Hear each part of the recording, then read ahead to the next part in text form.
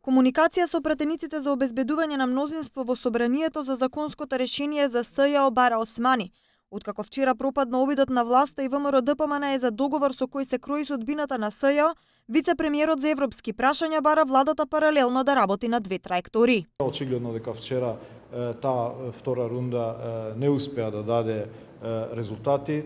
Јас сметам дека треба да се продолжи паралелно да се работи во две траектории и во продолжување на обид за постигнување на консензус, меѓутоа и во комуникација со пратениците за евентуално да се обезбеди мнозинство во собранието. Законот за јавното обвинителство, како и пакетот закони од безбедносните служби се тоа што остана од планот 18.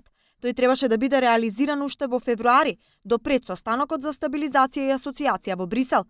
Францускиот амбасадор за еден ТВ веќе предупреди дека усвојувањето на некои од законите каснеле и дека земјите членки прецизно ќе го разгледуваат извештајот на Европската комисија во мај.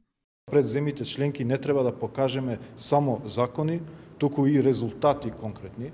И тука се обидуваме да ги повикуваме постојано институциите, меѓутоа и сме во постојана координација со нив да собереме конкретни резултати со кои што ќе го покажеме трендот дали државата се менува во духот на законите што ги носиме.